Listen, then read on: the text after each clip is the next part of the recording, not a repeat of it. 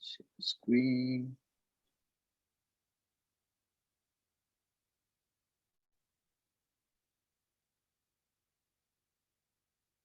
Okay. All right. So let's get started. So we started to talk about the photons, and in particular, we started to talk about emission of a photon from atomic de-excitation. And so the one thing we talked about on last week is that once you have this Hamiltonian for the point particle, P minus EA squared over 2m plus E pi, this A vector potential here contains creation annihilation operators of photon, as we talked about last week. So this Hamiltonian, that is, the same Hamiltonian you have seen many times in quantum mechanics class. I'm hearing something. Hello? Okay, all right. So this Hamiltonian you have seen many times in quantum mechanics class is actually capable of creating a photon. And that's something you don't get to see in quantum mechanics class, but now that we are doing QFT, the vector potential is a quantum field which contains creation annihilation operators of photon. So this Hamiltonian is actually already ready to talk about the emission of the photon from atomic the transitions. And we started to talk about the hydrogen atom, or how 2p state can decay to 1s state by emitting a photon using this Hamiltonian. And so we rely on a Fermi's golden rule to compute that process. And the Fermi's golden rule says that once you have split the Hamiltonian into two pieces, and H naught is unperturbed Hamiltonian, and you have the eigenstates of H naught for initial and final states. And delta H is what causes a transition. So in our case, a transition from 2p state to 1s state by emitting a photon. And then you compute this matrix element going from initial state to final state using this perturbation Hamiltonian. Then you just plug that into a formula, and that allows you to compute the rate of transition, namely the probability of that transition happening per unit time. So that is the formula we're going to use. And in our case, the Hamiltonian is this P minus EA squared over 2m plus E phi. So I just write it out by just expanding this square. And the leading piece is just P squared over 2m minus this Coulomb potential. That's what dictates the Hamiltonian for the hydrogen atom. And the rest is P and A cross terms, the two of those, and A squared. So the whole thing in cyan is the delta H for us. So we are computing the transition matrix element from initial state, in our case, that's 2p state of the hydrogen atom, to the final state, in our case, that's 1s state of hydrogen plus one photon. So that's the final state, using this, the Hamiltonian delta H in the cyan color. So that's what we started to actually look at. And then the rest is just the computation. So we just plug that in. So here's the Hamiltonian. And one thing that simplifies the calculation for us is that P and A dotted over all the indices happens to be nothing but the Coulomb gauge condition. So it turns out that I don't need to pay attention to the ordering between A and P for a purpose. And so then I need to compute this matrix element going from 2p state of the hydrogen atom to the 1s state of the hydrogen atom, together with emitting a photon with a momentum q with the polarization state lambda. So that's a matrix element we need to compute. Then you just put that into this Fermi's golden rule, and then sum over all possible final states. So that's the idea. And for our purpose, this transition changes the number of photons by 1. So there's no photon initial state. There's one photon in the final state. It changes the number of photons by 1. And vector potential contains the creation operator of the photon. So that would certainly give you a finite matrix element. But A squared would either change number of photons by 2 units, create 2 photons or destroying 2 photons, or you create one and destroy one, then it doesn't change. So this A squared piece does not contribute to this matrix element between the initial state and the final state of our interest. So we don't need to consider that. Of course, for some other problems, this term can play an important role, but for the problem at hand, it doesn't. So we just focus on the first two terms. And here is the mode expansion of the vector potential we already have seen before. And the idea here is that as far as a photon is concerned, the initial state does not have a photon. So that's a vacuum state as far as the photon is concerned. In a final state is a single photon with a momentum q and a polarization lambda. So you stick this vector potential operator in between, and that gives you just a piece which contains this creation operator, and therefore epsilon and e to the minus iq dot x over h bar. And here I'm being sloppy. There's supposed to be a complex conjugate here, but I'm going to use actually linear polarization. Then the polarization vector is real, so it doesn't matter whether it's complex conjugated or not. So that's the part of the photon that's very simple. So the complication, or just the technically more tedious part, is to compute the matrix element for the hydrogen atom with the electron. And there, I emphasized the last time that x in this vector potential refers to the position of the electron where the vector potential is being felt by the electron. So x is actually a position operator of the electron. It's not a number, it's a position operator in this context. So this e to the minus iq dot x over h bar is actually an operator. So I need to keep this when I compute this matrix element. So as far as the photon is concerned, I got this square root factor and epsilon star, so that's there. But the rest is something I need to keep. So e over 2m, this factor of 2 downstairs canceled because p dot a and a dot p is the same. So I have e over m over here, and p is momentum operator of the electron. And this e to the minus iq dot x over h bar is also an operator of the electron. The x is an operator. Q is a C number, but x is an operator. So I need to keep everything between the 2p and the oneness state. So that's pretty much we talked about the last time. And the rest, of course, is just to go ahead and work this thing out. So anyway, let me pause here. Are there any questions about where we're going or what's going on? Is everything okay? Any questions?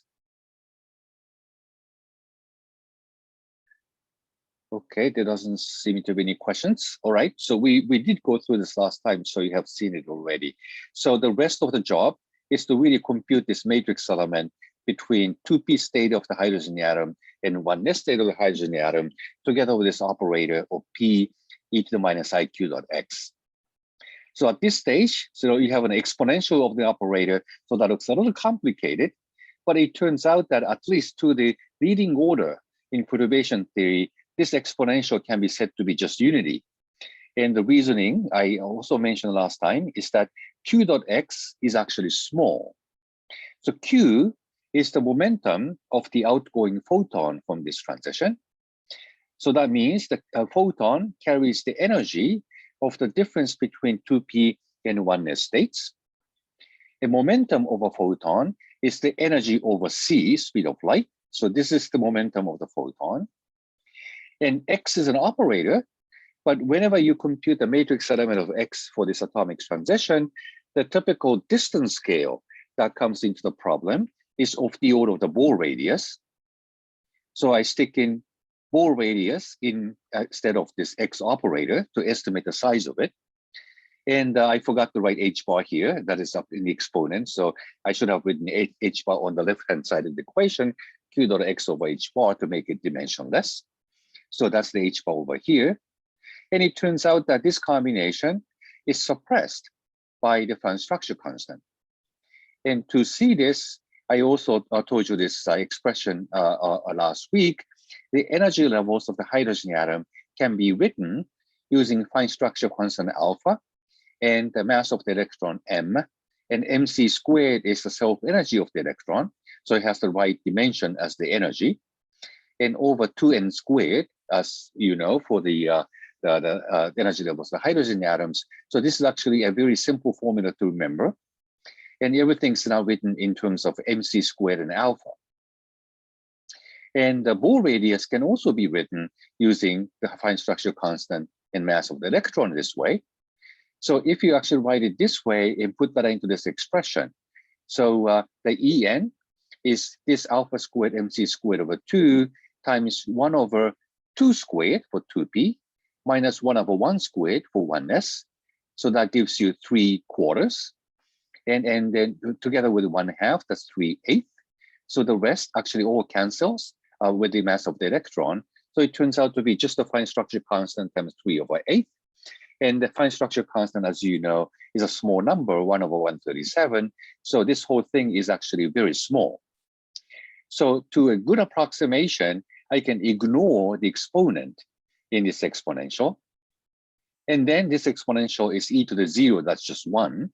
So that gives you a much simpler expression of computing just the matrix element of the momentum operator between 2p and 1s state. So that's a great simplification. So I just got rid of this exponential factor.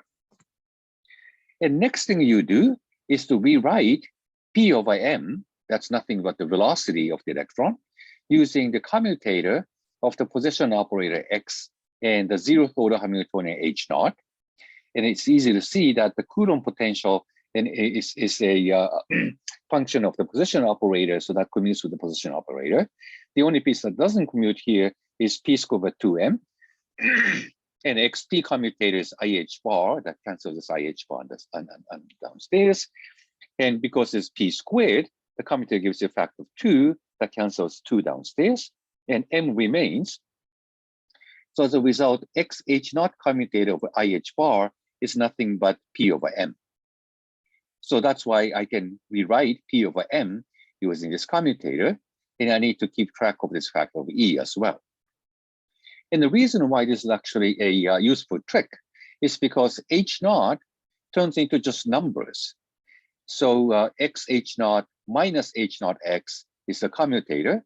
The first term has h naught acting directly in 2p state, and that just pulls out the energy eigenvalue E2p. In the second term, negative h naught x has h naught acting on a 1s bar that would pull out the eigenvalue of energy of the 1s state. And all that remains is E times x. So that's how this p operator can now be simplified using the position operator.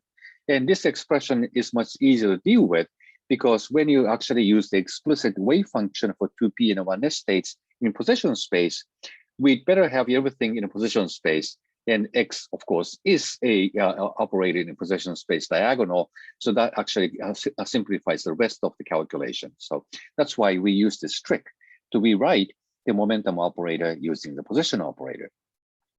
Energy difference is something we know already from this formula for the energy eigenvalues. And the rest is to compute the matrix element of E times X. And EX is an operator called electric dipole moment operator. So that's why this transition is actually called the electric dipole operator, namely dipole transition from 2p to 1s state. So all that remains now is to compute this matrix element of the electric dipole operator. So then you are done and you know how quickly the 2p state can decay into 1s state. Okay, so let me pause here if there are any questions.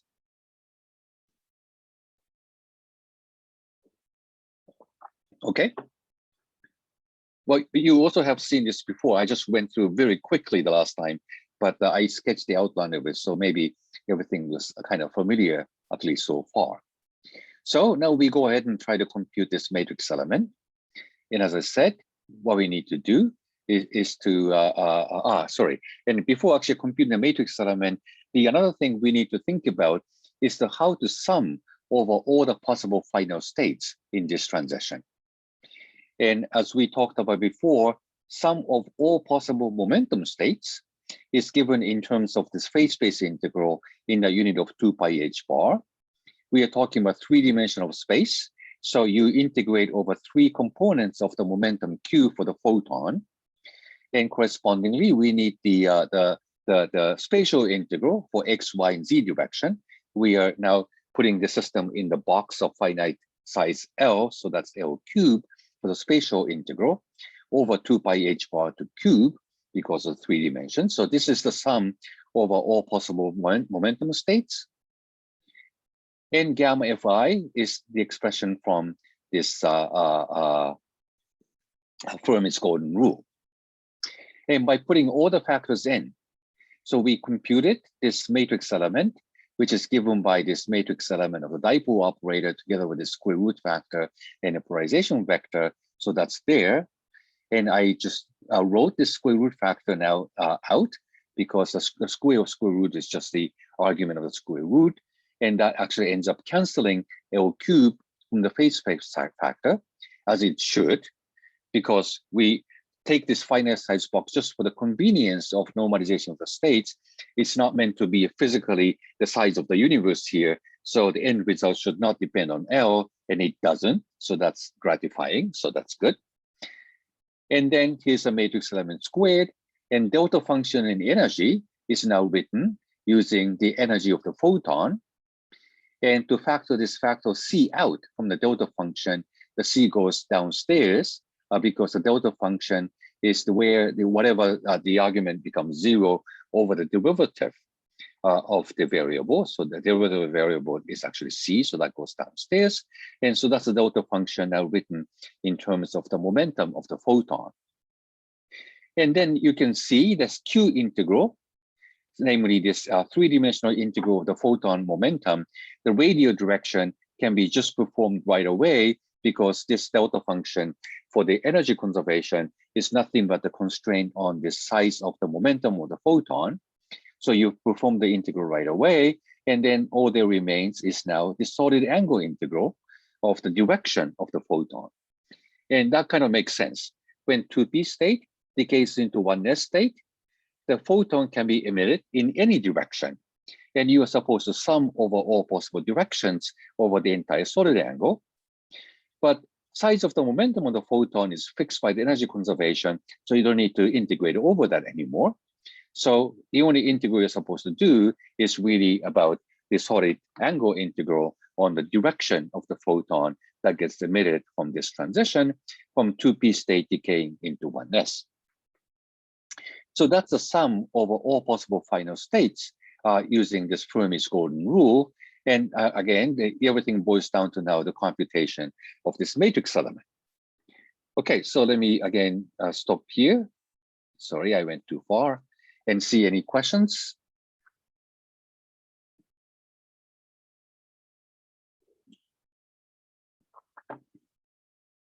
Everything okay? Riley is looking at the screen very intently. You got some questions? So from the second to last line to the last line, we replaced Q with this energy difference. Right. So this Q used to be arbitrary vector on the second last line, but now this Q is supposed to have fixed size given by this energy difference over C. So that's the change in notation Q from second last line to last line. Okay. Okay. Makes sense. Good. Any other questions?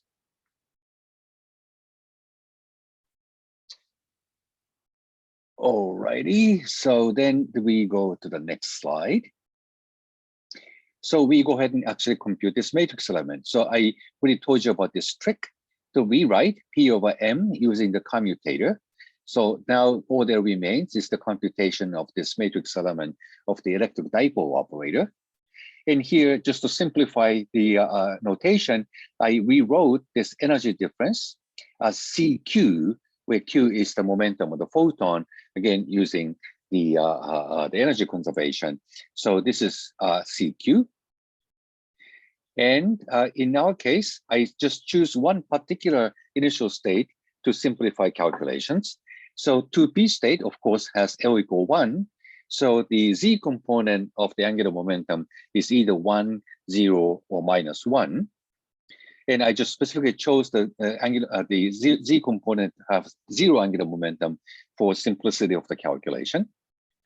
And then this state is actually axially symmetric. So if you remember sort of the diagram of orbital p state, you got states like this and states like that. And the z state is sort of a circular around this axis. So this m equals 0 state has a non-zero the matrix element for the z component of the electric dipole operator. but not for the X and Y component. So I only need to compute the component for the Z part of this electric dipole moment if I choose this initial state. So I don't need to do 3 computations. Instead, I just need to do 1 computation now. And then you can look up any textbook in quantum mechanics to find out the wave function for the 2p state. And this is y10 because I chose m equals 0 for L equal 1 for p state. And this is this Lagrange polynomial stuff. And oneness state is given by this wave function. Now I have y00 because S state has equal 0, and M, of course, also has to be 0. And Z is R cosine theta using the spherical coordinates. So this matrix element turns into this integral. And this is just an integral, and an omega integral is kind of simple to do. I have cosine theta here. Y10 is also cosine theta. If you look up again, the table of the spherical harmonics, and that can be done immediately. And then R integral is some polynomial in R times the exponential.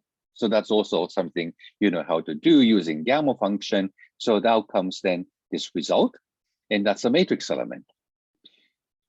And for our purpose, when actually compute this non-zero matrix element for the Z component, and looking at this polarization vector for the linear polarization, Z component is there only for the first polarization, not for the second one.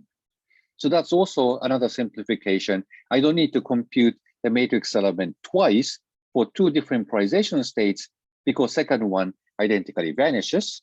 So I just need to compute this first case of the first polarization vector for the rest of the calculation. So choosing M equals 0 was simple because only Z component has non-zero matrix element. And if Z component is the only non-zero matrix element, that would also single out this first polarization state of the photon. So that actually simplifies everything. I don't need to look at 3 polarization states for the initial state. I don't need to look at the 2 polarization states of photon. Instead, I look at only 1 state for the initial electron and 1 polarization state for the photon, and we are done with that. So by using this integral that comes out from this the matrix element, together with this polarization vector, which is sine theta, and I got rid of minus sign because I take absolute squared anyway. And the rest of the integral is something you have seen on the previous slide. So now all that remains is just the angular integral of the direction of the photon together with sine theta factor.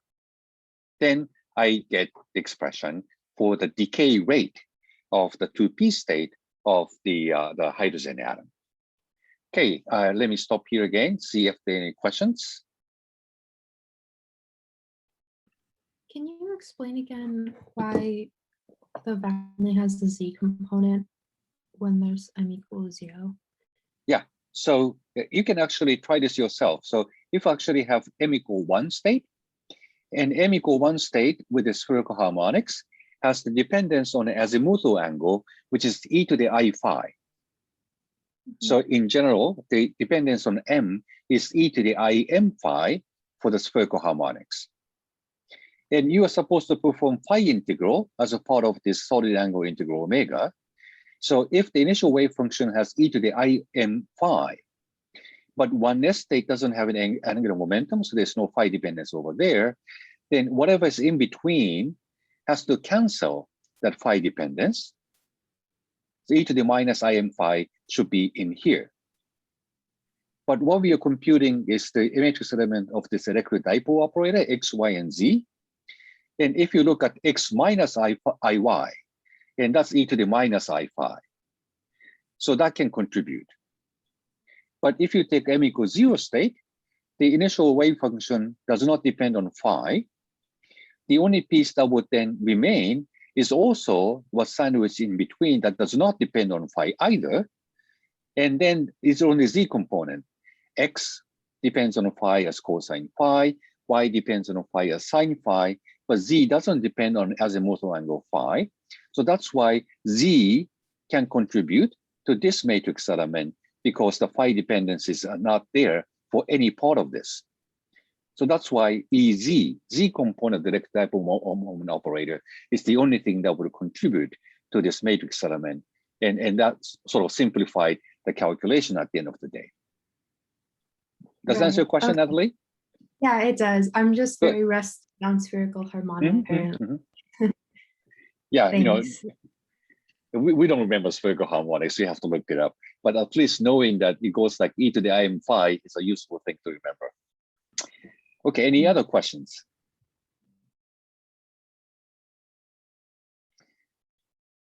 You know, I'm sure in old days, the theoretical physicists were very good at remembering all these formula for the special functions and the special integrals and all that stuff.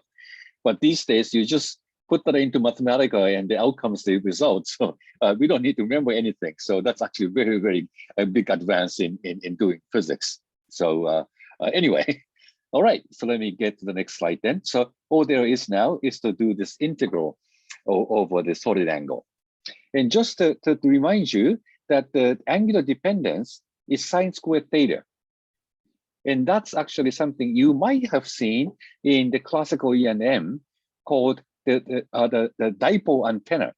So if you have the old-fashioned antenna where you have a bar and all these bars sticking out, and then if you look at how the electromagnetic wave can come out from it, then it has this shape given by sine squared theta, and that's the reason why it's called dipole antenna. So this angular dependence is the same between classical E&M and the quantum mechanics we're doing over here, because both of them has to do with the dipole. So that's something you know, that might be useful to actually look at. So anyway, so all there is to just perform this omega integral, and then we're done. So here we go, and doing this integral, I get this expression. And what do you find, again, written in terms of the fine structure constant mc squared, it is suppressed by the 5th power of alpha. And being alpha being a small number, that's a big suppression. If you look at this mc squared, of course, that's the rest energy of the electron. And energy over h bar has a dimension of the frequency.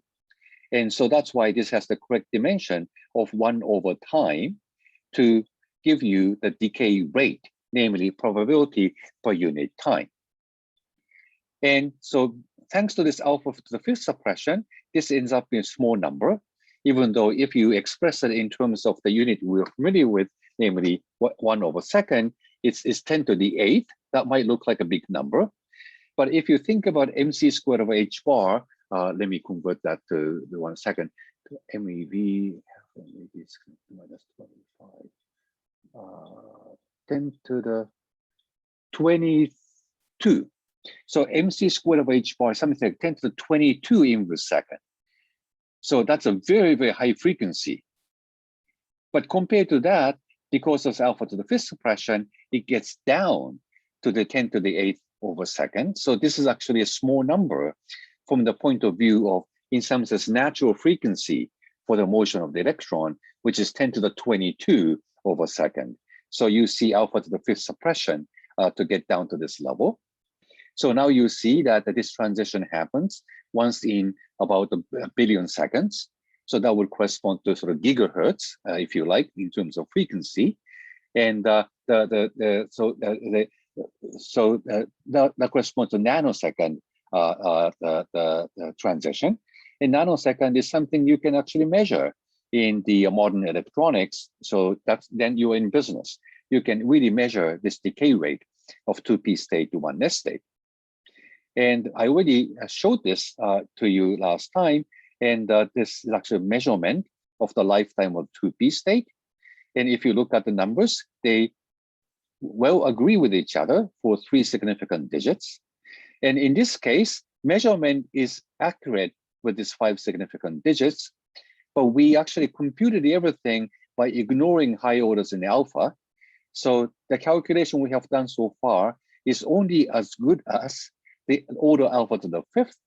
There is supposed to be alpha to the 6th corrections to it. So this last 3rd digit should already contain uncertainty due to that. So I don't trust any numbers beyond this last digit.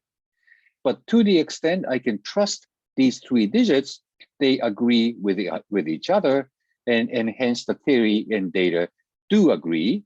And that's why we can trust this, the quantum field theory now. And the lifetime, as you know, is defined by how many of the 2p states remain 2p state as a function of time. That's this Ni over t, in terms of the number at that point.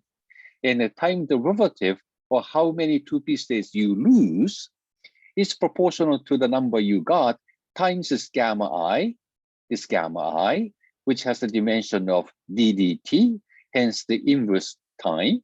So this is the decay rate. And knowing this decay rate, you can just very quickly integrate this differential equation in this exponential form.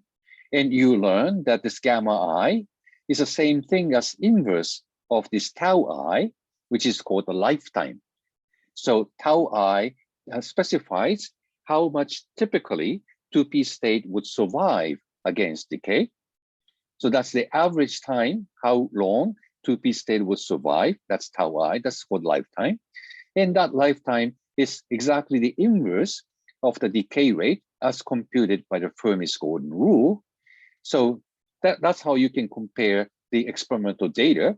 And you might have done this experiment in the lab. So once you have a bunch of atoms, and if you just count how many atoms are still there in that particular state, it follows this exponential decay law. By fitting this exponential curve, you can extract what this lifetime is. And that lifetime is what you would compare to the inverse of the decay rate you compute with the Fermi's golden rule. And that's how this agreement can be verified. So that's how you actually understand the lifetime of the hydrogen atom in a 2p state. So end result, both from the measurement and calculation, is that the 2p state has this finite lifetime of 1.6 nanosecond. And nanosecond, of course, a short time scale for us, human beings, but modern electronics would allow you to detect things on a nanosecond time scale. So this is something you can literally study by counting the number of photons coming out from the bunch of 2p states in your gas. And that's how you can actually measure it. And then theory and experiment agree extremely well.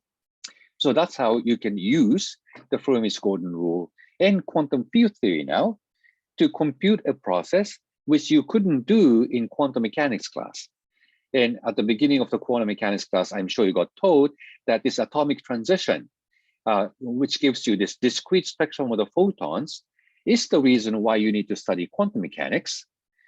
But you were not shown this calculation in quantum mechanics class. Now you are looking at it. So finally, you understand the very motivation why you had to study quantum mechanics at all. Now you can compute how the excited state of an atom can go to a lower energy state of the atom by emitting a photon, where energy of the photon precisely corresponds to the energy difference between the two states of the atom. And you can compute how quickly that process happens, and namely the decay rate for that process. And you have computed it, and that agrees with the data. And so everything is now a happy story. So you came the full circle from the beginning of the quantum mechanics class now to looking at the transition rate of the atomic de-excitation. And that's exactly how the quantum physics is supposed to work. And we only computed decay of 2p state to 1s state, but you can do the same thing for basically any of these transitions now. You just prepare the initial state wave function for whatever initial state you are interested in, and you pick whatever final state you are interested in, and just carry through the same calculation of computing the matrix element with the wave functions, explicit wave functions of the hydrogen atom, and perform the integral, and out comes a decay rate. So now you are equipped to compute any of these transition processes you like among the various states of the hydrogen atom. Yeah, now you have that tool in your hands. Okay, so let me stop here. This is sort of an exciting moment, I hope, for you. Are there any questions about that? I have a question. So you said that we could calculate any of the transition rates and then lifetimes, and so would they? So are these all emitting one photon as well? Oh, that's an excellent question. So it turns out there is an exception, just one exception to this, namely that if you're computing transition from n equal 2 state to n equal 1 state, and n equal 2 state is an S state, 2s, going to 1s. It turns out that this electric dipole transition gives you 0 probability. But you don't believe that the excited state of the atom has 0 decay rate, namely lives there forever. It should decay at some point down to the ground state. And it turns out that the transition from 2s state to 1s state goes through a process of emitting 2 photons instead of 1. And so that's actually a rather non-trivial point. And I didn't actually mention this. I actually wanted to make it a quiz. But now that you asked the question, you spoiled the quiz. I can't ask this question anymore. So it turns out that that's a special case we need to consider. And I'm going to actually talk about this in a few moments. Thank you, Riley. Any other questions? Go ahead. I just have a little. That was one of the forbidden transition rates. That's right. That is, yes, indeed, it is called forbidden transition. Yes. Okay, but it actually does happen, and it emits 2 photons. So forbidden in the sense that it is forbidden within the approximation of dipole transition. But if you go to the higher orders in alpha, then it does happen. So forbidden to some extent, so that it's long-lived and it's got a metastable state, but it does decay at the end of the day by considering high order processes in the perturbation theory. Is that then higher order of Fermi's golden rule? Yeah, that's right. So it turns out that when you would like to compute the process, the Fermi's golden rule is only the lowest order term in the perturbation theory, because you compute the matrix element of delta H, but never delta H squared. So we have to generalize the Fermi golden rule to account for high orders in perturbation theory, and that's exactly what we're going to do once we are done with this discussion. So you're really ahead of what I'm discussing right now. First of all, 2s to 1s transition is what is called forbidden transition, because it doesn't happen in the approximation of the dipole transition. So you have to now extend the approximation to higher orders in a perturbation. And for that purpose, Fermi's golden rule also needs to be generalized to arbitrary orders in perturbation theory. So we have to now talk about the time-dependent perturbation theory in general. And once you know how to do that, and then we can come back and discuss the process of the 2s to 1s decay. And again, I show you how the theory and the experiments agree with each other after I'm done with the discussion. Okay. It seems like maybe we could, or why couldn't we just keep the a squared term in the original Hamiltonian that we used for this problem? You know, that's a valid question, and indeed that is one piece of the calculation. But it turns out that you can also use P dot A piece, which can emit 1 photon twice to get 2 photons out. And that's, for that purpose, you need to look at the second order in perturbation theory. So a squared piece is something you can use at the first order to get 2 photons. You're completely right, and that's an excellent point. But you need to use P dot A piece twice to get 2 photons. And that piece was not part of the Fermi's golden rule, because Fermi didn't tell you how to actually take care of the second order perturbation theory. So now we need to go beyond Fermi and figure that out first before we can actually use perturbation theory to compute that process. Thank you. Okay, thank you for the question. Anything else? Yeah, I just have a clarification. So go ahead, the analysis that we've done so far only applies to spontaneous emission, right? That's right. And when you have the stimulated emission, then you have to change the you have to change the final state of this calculation. So here I have only 1 photon in the final state and no photon in initial state. When you want to talk about stimulated emission, like what do you need to do in order to understand laser as a coherent state I mentioned earlier, you already have a bunch of photons initial state, And then you create yet another photon in the final state. So for that purpose, what you need to do then is to look at this photon part of the matrix element just once again. And then initial state already has a bunch of photons. Let's say state n with n photons. And final state has n+1 photons. Then as you know from the harmonic oscillator, going from n state to n+1 state using creation operator has a matrix element of square root n+1. So this is then multiplied by square root of n+1. And when you actually take the rate, that's a square of this matrix element. So the rate is now enhanced by n+1, and hence stimulated emission. So once you already have a bunch of photons initial state, emitting yet another photon is now comes with the enhanced rate, and that's the meaning of being stimulated. So the atom wants to emit a photon more willing to do so compared to the case in the absence of the photons. And that's the stimulation. And that's how you can actually get a bunch of photons emitted in the same state with same momentum. And that's how you build up a macroscopic number of photons from the stimulated emission. And once you have the macroscopic number of bosons, that end up being the Bose-Einstein condensate. And that's the reason why you get laser. That's the coherent state of the photon. So that's a very good question. So if you consider the case when initial state already has a bunch of photons in it, then the transition rate is indeed enhanced. That's the stimulated emission, because now it's stimulated to do it faster. And then you have this buildup of macroscopic number of photons that eventually becomes the coherent state and hence laser. And that's the homework problem you're looking at right now. And the coherent state of the photon has the expectation value of the electric magnetic field that precisely reproduces the classical electromagnetic wave as a solution to the Maxwell's equation. So that's how everything sort of makes sense at the end of the day. Is that okay? Thank you for the question, Chirag. Yeah, thank you. Good. Any further question?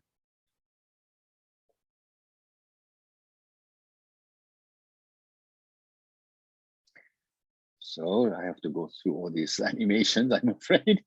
And here's the decay rate. We ignore the exponent q dot x because it was small. You integrate over all the final states. And here I compute the matrix element. And we didn't have to do multiple times because I single out one state, an initial state, and one polarization state for the photon. And then we got the number out at the end of the day, which agrees with the measurements. And now you can understand why 2p state decays within sort of nanosecond time scale down to the 1s state. So that's the complete calculation now. So we understand the lifetime of the 2p state, and correspondingly, you can do this for many other states.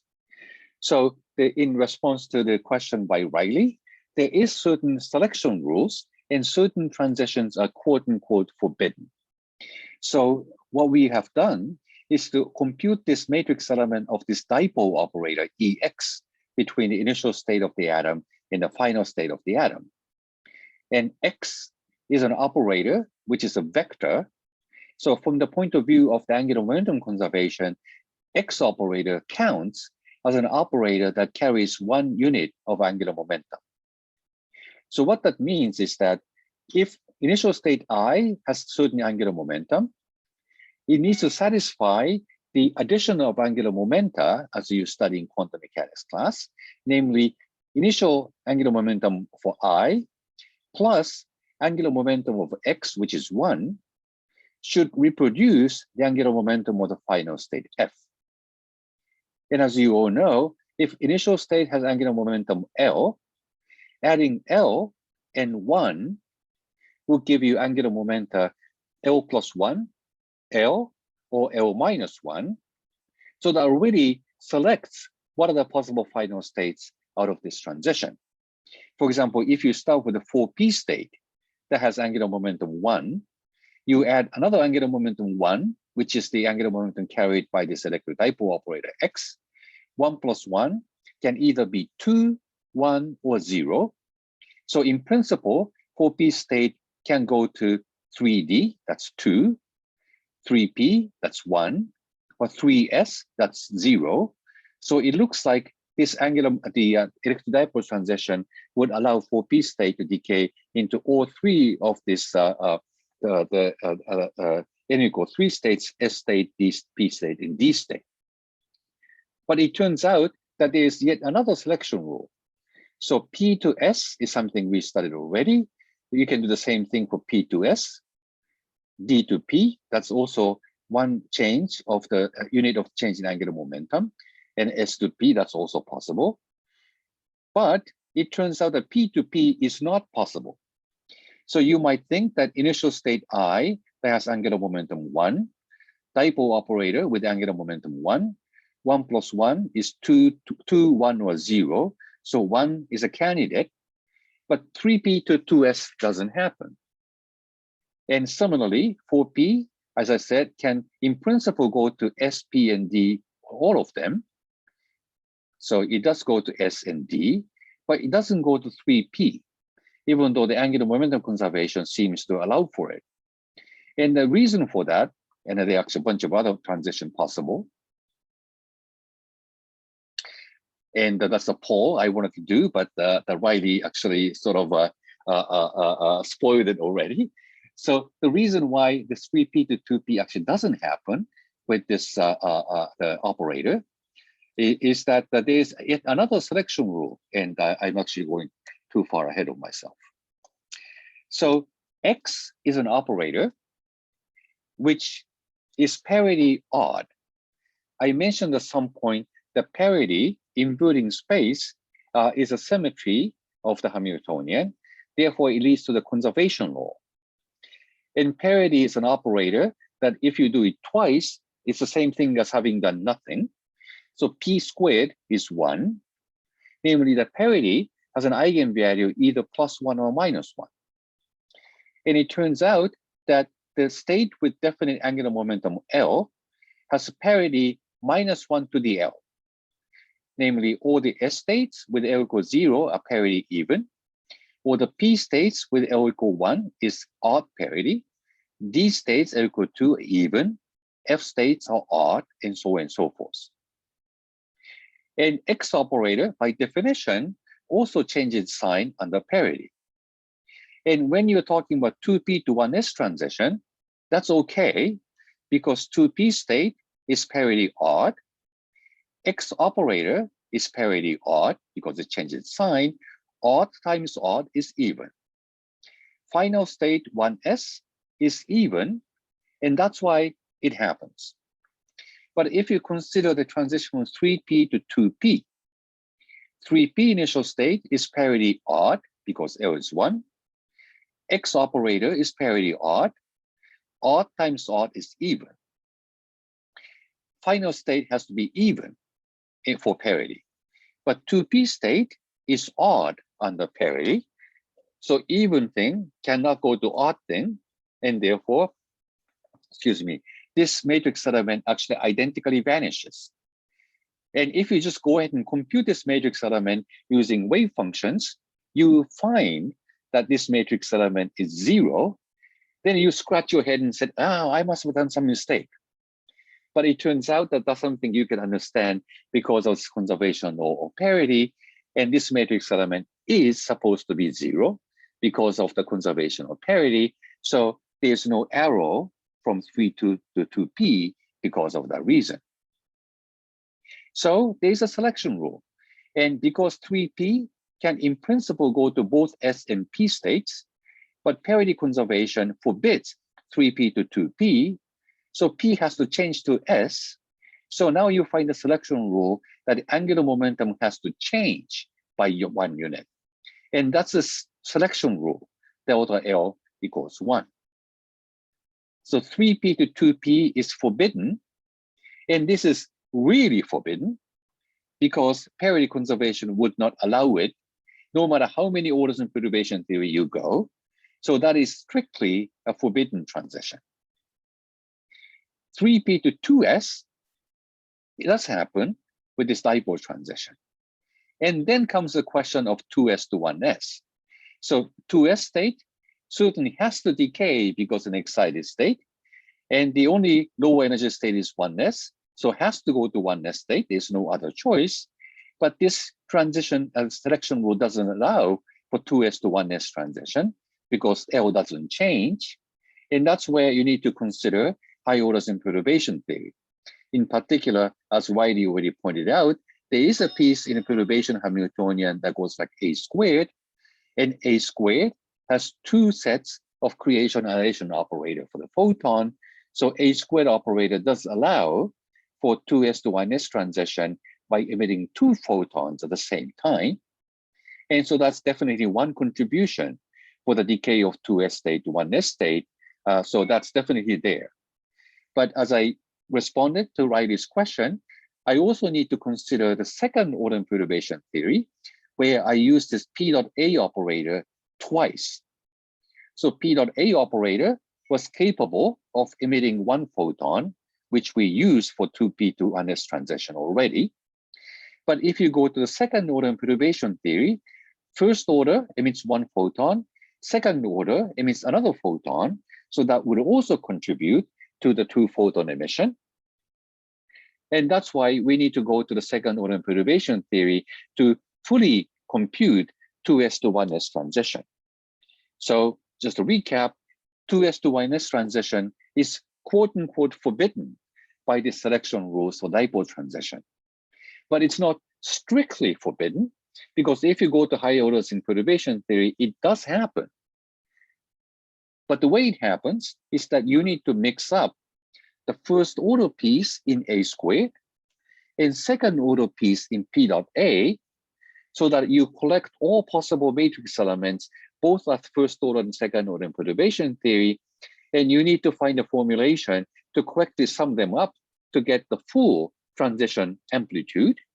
And that's why we now have to go back to square one to develop how to actually compute this perturbation theory to generalize the Fermi's golden rule to go beyond the first order in perturbation theory.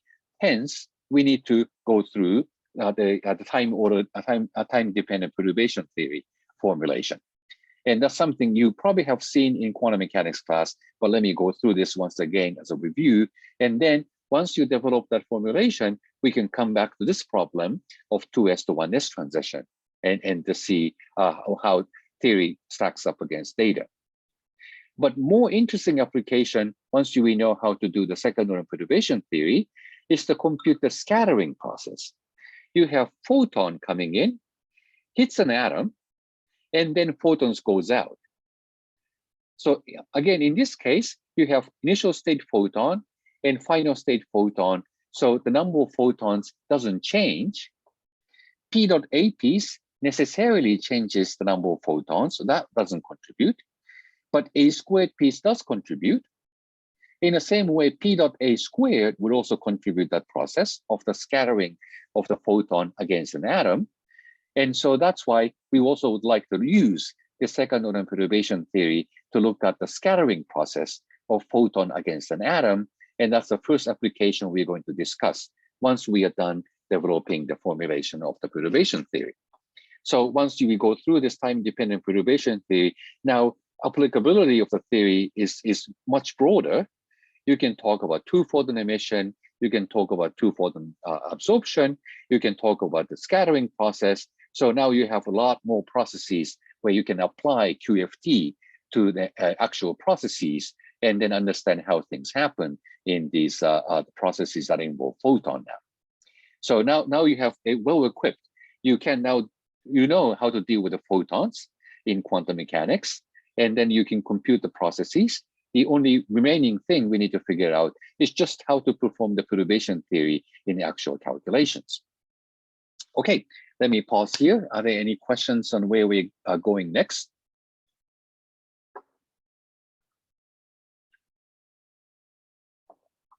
Everything okay? All right, so to compute this process, then we need to develop the perturbation theory. And this is just a summary of something I said already by words on the slide. So dipole operator is a vector and therefore carries L equal 1. So angular momentum conservation tells you that initial state I with angular momentum Li can lead by adding this addition of 1 unit of angular momentum to the final states of L1 plus I, Li plus 1, Li, and Li minus 1. So you would think that there are 3 possible angular momentum for the final states. But as I said already, dipole operator is odd under parity. And parity conservation tells you that the parity of the initial states, minus 1 to Li, times the odd parity of x, minus 1, should equal to the parity eigenvalue of the final states, minus 1 to the LF. And so that LF is sort of next to each other. If it has to be the subscript of L, but in Keynote, I didn't know how to actually do this. So LF looked like the same size, I apologize. But it's meant to be minus 1 to the LF equals to minus 1 times minus 1 to the Li. And then putting this requirement from angular momentum conservation and a requirement from parity conservation, now you see that this possibility of LF being equal to Li is not allowed by the parity conservation. And that's why LF can only be Li plus 1 or Li minus 1. Hence the selection rule that delta L has to be 1. So that's something I mentioned in words on the previous slide, but now I summarize this on this slide, what the argument was, so that you can actually see it. Okay, any questions about this selection rules?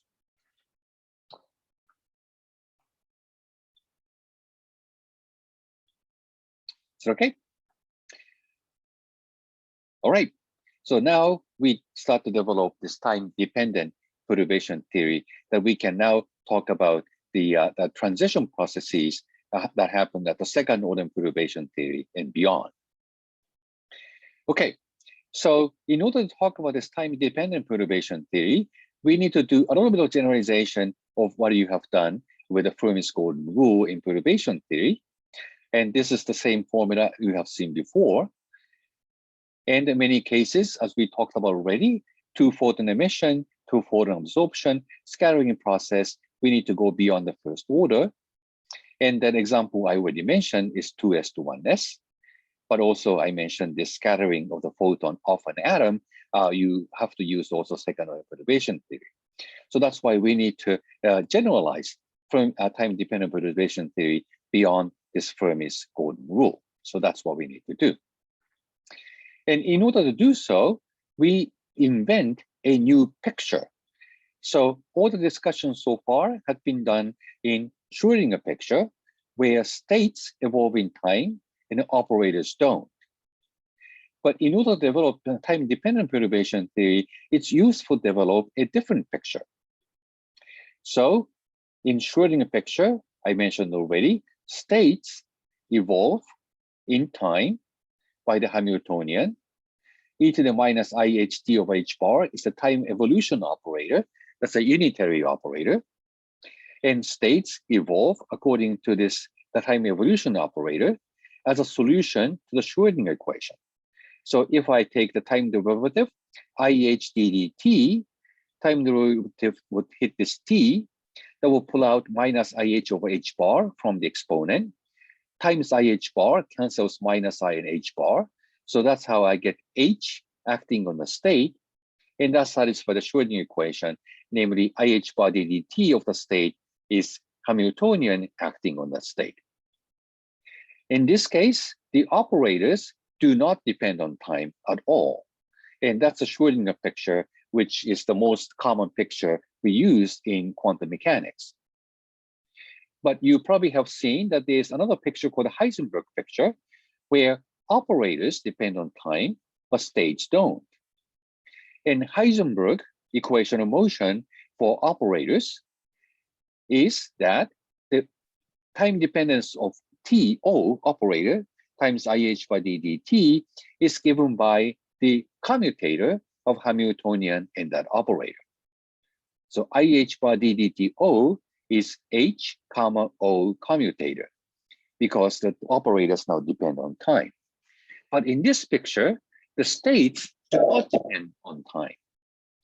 And you can go back and forth between them because whenever you compute any expectation value, like this one, so I have state and operator, you compute expectation value.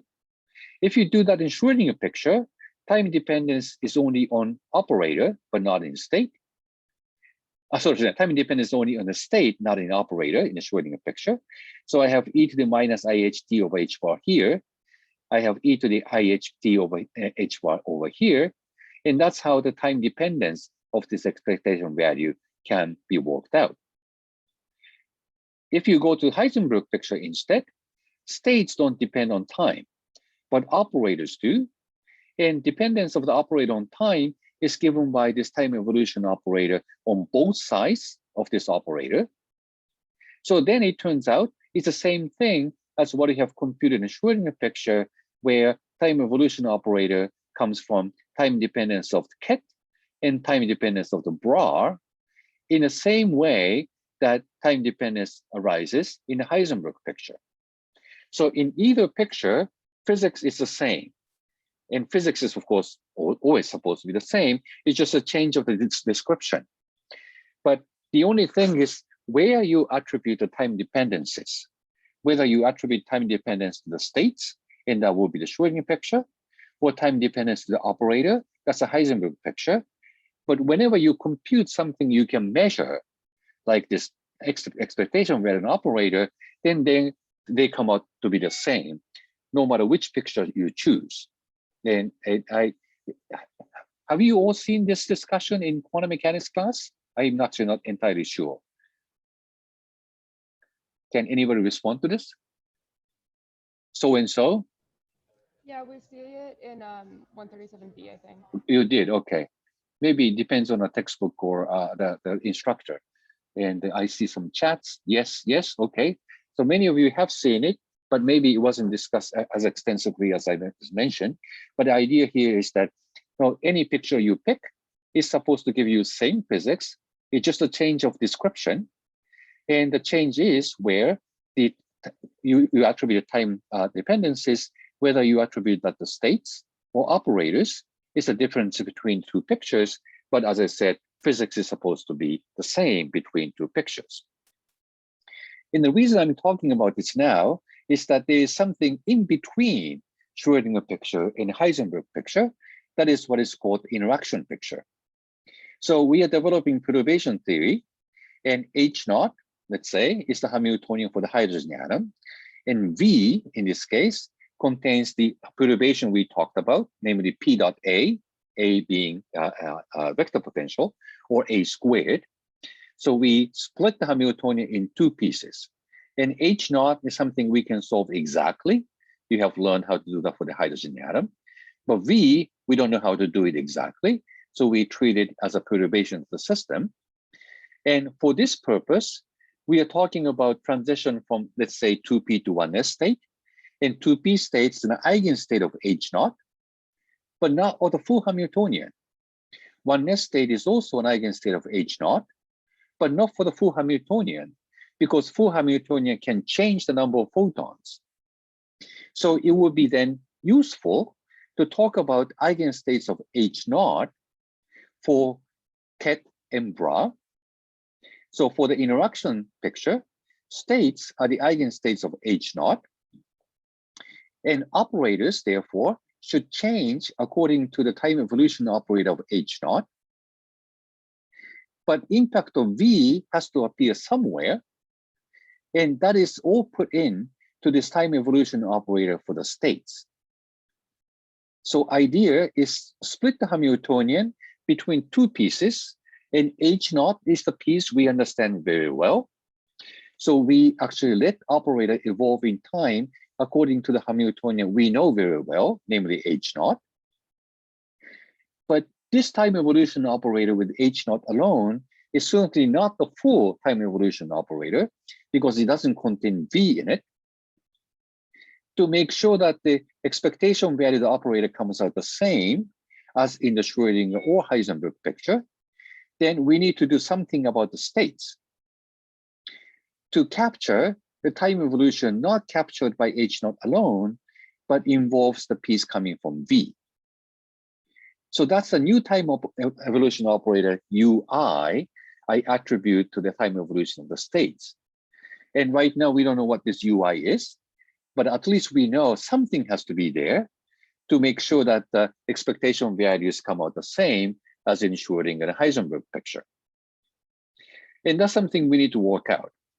And it turns out that if you just look at these expressions a little bit more closely, psi should transform with the full Hamiltonian h, that's e to the minus iht over h bar.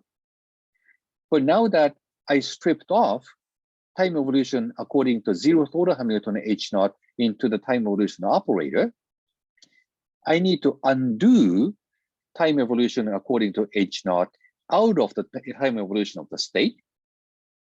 And whenever you compute this expectation value, this h naught piece in the evolution of state and operator cancels. So this e to the minus ih naught t over h bar in operator cancels this e to the ih naught t over h bar plus sign here when you compute this matrix element. And e to the minus iht, the full Hamiltonian, is the piece that survives, which is the same thing as time evolution operator in the Schrödinger or Heisenberg pictures.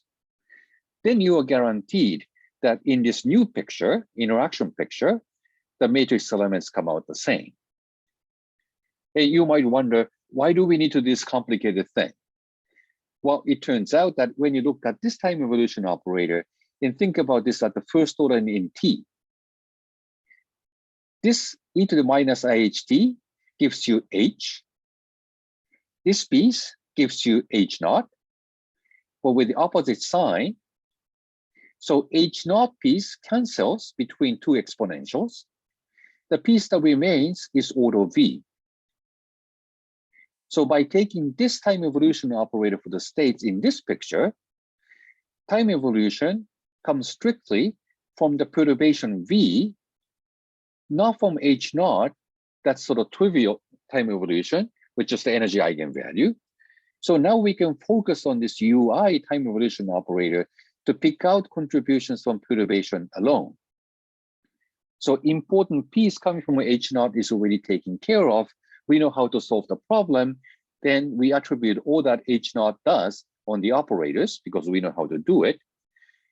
But the evolution of state now comes strictly from v part of the Hamiltonian. And that's why this is actually a useful thing to do. What we would like to think about is the perturbation theory. We want to understand how states change due to the perturbation to the system. And so this ui, the product of two exponential, is expanded in power series in v, not h naught. And that's how we can develop perturbation theory. So this starts out with 1 and something order v squared dot dot dot.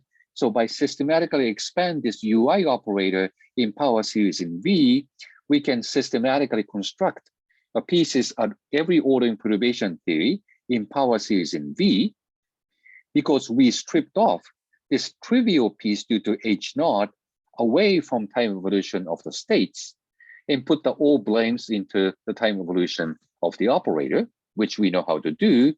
And then time evolution of the states is now coming strictly from the perturbation to the system. And hence, this is the time-dependent perturbation theory. So at this point, this looks kind of abstract, I'm sure, to you. But then we would like to write this out much more explicitly, what exactly this ui operator is in terms of power series expansion in perturbation v, so that we can actually go ahead and start using it. Okay, let me pause here. I'm sure you have some questions about this.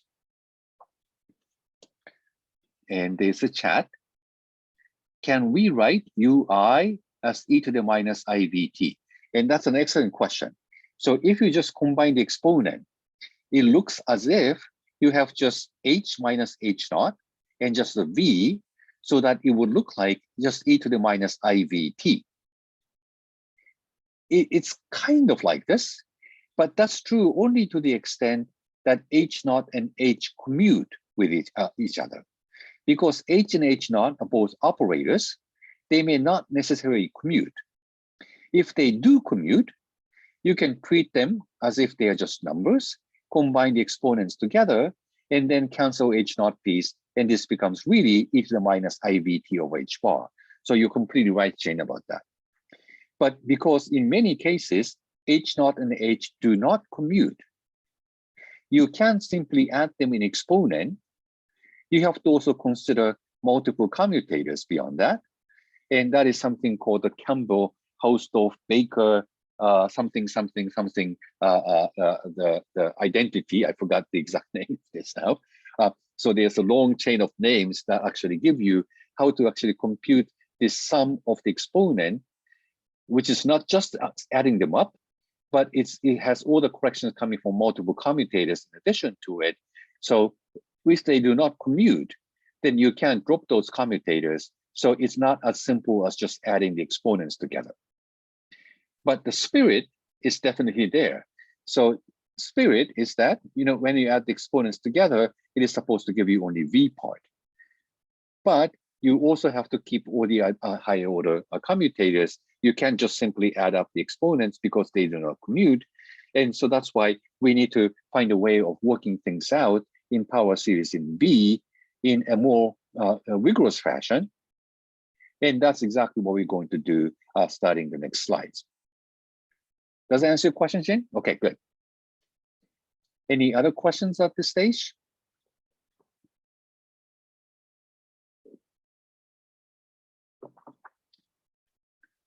Okay, so right now it probably looks kind of abstract, but now that we try to do a power series expansion of this time evolution operator in power series in V, you start to see much more explicit expressions, and hopefully that would make better sense. Okay, so how do we do that? It turns out to work out this UI time evolution operator for the states in power series in V, this is already an integrated form in time, but it turns out that it's actually easier when you write down a differential equation and then integrate it again. That allows you to do this in power series expansion in V. And it's actually easier. It makes more sense once I actually work this out instead of just talking about it. So let me just go ahead and take the time derivative of this time evolution operator UI in an interaction picture. And when you take time derivative, time is here in the first exponential, time is there in the second exponential. So when it hits the first exponential, I get minus h naught. So IH bar times IH naught over h bar. I have two i's, two loves, and that's minus h naught. And when time derivative hits this t, that would extract h out, that's plus h. And for the purpose of getting time derivative, I could have either written h naught in front or after this exponential because they commute, but I chose to write it after exponential. In the case of the second exponential, I can choose to write h before or after the exponential because they commute, but I chose to write it before the exponential. And once I do so, the h naught and h come together, sandwiched between two exponentials. And we know h is h naught plus v. H naught piece now cancels. All that remains is v. So that's how I see the first power in v from this differential equation. So the main point here is that I managed to cancel h naught and isolate v in this differential equation. There is a cost to it. So once I actually have v here, in order to work things out, this h naught exponential is still there. I need to somehow take care of it. So here I'm doing something that might look unnecessarily complicated. I put in the exponential with h naught twice so that these exponentials cancel. So previous line has e to the IH naught t over h bar, that's still there. And what's in between these parentheses is v. E to the minus IHT with a full Hamiltonian is there. And I don't need this thing in between, but I just stuck in for the purpose of the convenience later on. So this e to the IH naught t piece cancels between these two exponentials. I haven't changed anything. But by sticking this in, I can now identify this e to the IH naught T over H bar V times e to the minus IH naught T over H bar. And that's a combination you have seen before as a definition of the operator in interaction picture. So I stuck in this exponential twice without changing the result because they cancel. But one piece out of it is actually what precisely gives you this definition of the operator in interaction picture. So putting these three factors together, that's this VI of T, namely perturbation Hamiltonian in the interaction picture, hence the subscript I, with the correct time dependence on T given by unperturbed Hamiltonian H naught. So first three factors is nothing but VI. And remaining factors is precisely this time evolution operator of the state in an interaction picture, UI. So now you have a simple differential equation. Time derivative of UI is given by UI multiplied by VI. So now you see the time evolution indeed goes only by the perturbation of the system. That's exactly what we were after. We isolated time dependence due to H naught, which we know how to do, and we don't care about anymore. So the only time dependence we like to isolate is time dependence due to the perturbation of the system, like emitting a photon or scattering a photon and all that stuff. That all comes from the perturbation of the system. So we managed to isolate time evolution due to the perturbation alone. Without time evolution, without the perturbation, there is no time evolution now for the states. Then that would revert to the Heisenberg picture. But now we do have perturbation. The states now do evolve in time, but only due to perturbation theory. And that's exactly what we want. So having isolated the time evolution due to the perturbation theory, we would like to know what exactly this UI is as a solution to this differential equation. And once you solve this differential equation, you know what UI is. And you stick in UI between initial state and final state. And that gives you time-dependent transition from initial state I to final state F. And that's what we need. So what then we need is solve this differential equation. We knew the solution to it, but nonetheless, we wrote down this differential equation because that differential equation now isolates the piece due to perturbation theory. And by integrating this back up, then we have the power series expansion in perturbation, and that's how we would like to treat the time evolution of the states. And it turns out that, as you can imagine, time derivative of the operator is VI in front of the operator. And if you see a differential equation like this one, normally you would say, oh, this is easy to solve. It's just exponential. So exponential of time integral of VI operator seems like a solution because T derivative would hit the upper edge of this integral T, and T derivative of the integral is just the VI itself, and that pulls out VI. So this looks like a solution to this differential equation. But once again, just like in response to the question by Ching on the previous slide, VI may not commute with itself at different times. VI now depends on time. So VI at time T1, VI at time T0 may not commute with each other. And those non-commuting operators are all inside this integral. So you need to be careful about this non-commutative nature among the VI operators. But it turns out that there is a very simple prescription called time-ordered product, which is indicated by the symbol T in front, to take care of these ordering issues among the operators. So the idea is that if VI operators in power series expansion is always ordered correctly according to their times from earlier ones on the right to the later ones on the left, then this exponential expression indeed does turn out to be the solution to this differential equation for UI.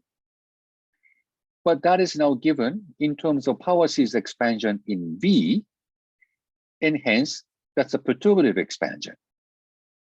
So this time order product is a very neat trick invented by Freeman Dyson that actually ends up giving you the solution to the differential equation. And time order product of two operators at different times, T1 and T2, for operators A and B, is defined simply by ordering operators according to their times.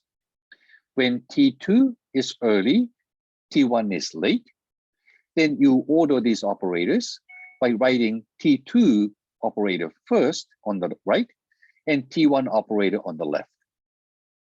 When time ordering is the opposite, if T1 is earlier and T2 is later, then again, you bring in this earlier operators to the right and later operators to the left. So it's a very simple definition. This is meant by the time order product. But now that we have this exponential thing, if you expand this exponential in Taylor series, you have n powers of VI. But you follow the same rule. This time order product means if you have n powers of VI, you just line up n VI operators according to their times. You put the earliest operator on the very right, second early operator on the second to the second from the right, and so on. And the latest operator comes to the very left.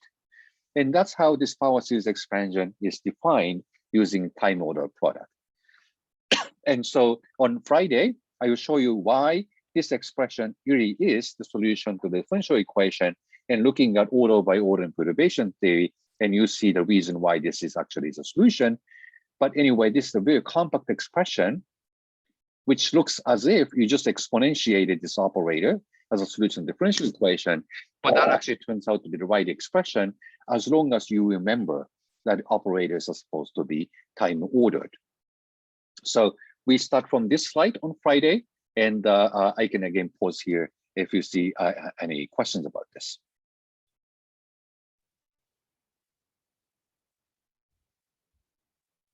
Thanks, Professor. Okay, I don't see any questions. Okay, so let me stop here then. And we start from the same slide on Friday. So you will see once again how things go from there. All right. See you on Friday. Thank you. Bye.